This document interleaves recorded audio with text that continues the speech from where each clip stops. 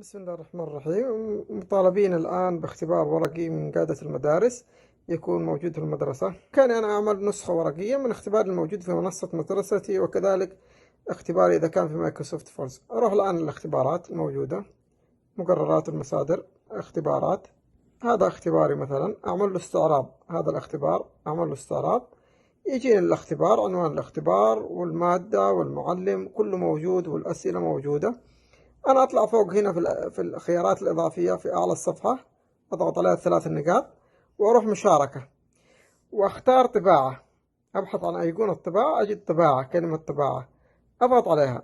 أيقونة الطباعة، أختار فوق حفظ كملف PDF، وخلاص الآن أصبح الاختبار موجود عندي. الصفحتين هذه أبغى، ما أبغى الصفحة الثالثة.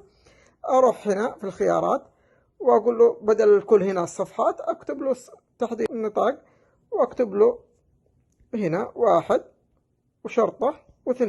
أبغى الصفحتين فقط. تمام، خلاص حاضر الآن الصفحتين هذه فقط. أعمل له حفظ PDF، أنزله عندي في الجهاز.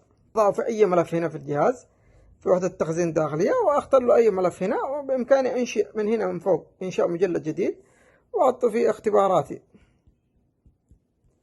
خلاص أنشأت اختباراتي، أدخل عليه وأعمل له حفظ فيه. خلاص أصبح موجود عندي. كذلك لو كان عندي في الفورمز، شوف كيف في الفورمز أسهل. الآن هذا اختبار اللي في الفورمز مثلا، أبغى أعمل منه نسخة. خلاص أروح هنا في الخيارات اللي تحت الصورة اللي هي الإعدادات، أيقونة الإعدادات، أضغط عليها وهنا يجيني طباعة النموذج، الخيار الثاني بعد الإعدادات. أضغط طباعة النموذج ونفس الحكاية يجيني الطباعة. أختار حفظ كملف PDF. طريقة سهلة إن شاء الله.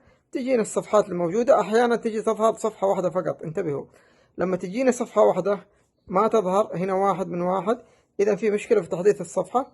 أرجع أعمل تحديث للصفحة من فوق من الأعلى، أعمل تحديث للصفحة وانتظر قليل حتى تتحدث الصفحة، وأرجع مرة ثانية أعمل الإعدادات، طباعة النموذج.